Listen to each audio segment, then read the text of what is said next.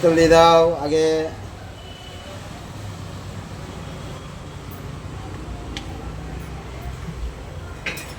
দিতে হবে আলু।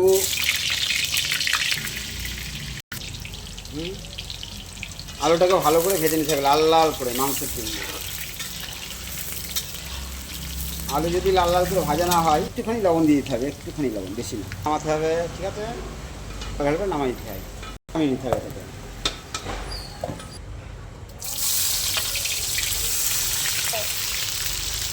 লাল লাল করে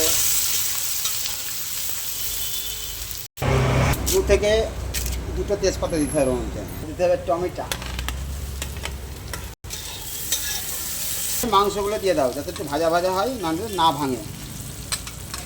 একটুখানি নাড়াচাড়া করে থাকে যে মাংসটা তো ভাজা ভাজা, একটু মাঝে মধ্যে নাড়াচাড়া না দিলে তলা লেগে যাবে, ঠিক আছে? আর 2 মিনিট হবে, তারপরে এখানে আছে আদা রসুন কাঁচা লঙ্কার পেস্ট, এইগুলো দিতে হবে। আর মেয়েদের সাথে ছেলেদের রান্নার তুলনায় না, এই যে আমরা নিজেরাই রান্না করতে পারি। এটা একটু লঙ্কার গুঁড়ো দিয়ে দাও, তারপরে দিতে হবে হলুদের গুঁড়ো,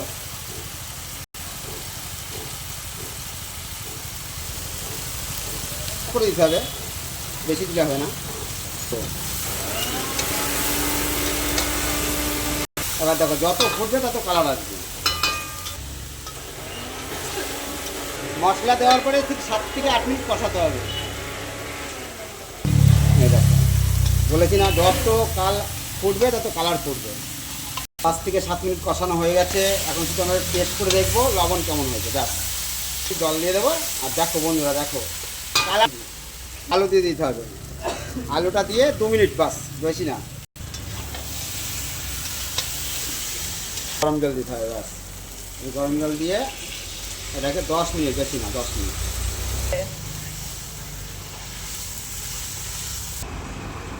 এবার এটাকে 5 মিনিটের জন্য ঢেকে দাও, 5 মিনিট, বেশি না।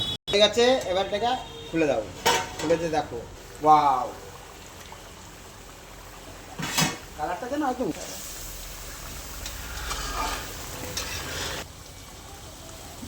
অল্প কটা ধনেপাতা নামানোর ঠিক আগে দিতে হবে।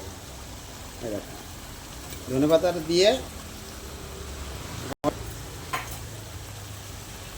মাত্র 1 মিনিট, বেশিক্ষণ জ্বালার পরে সেন্টটা থাকবে না, বাকি কালি হয়ে যাবে।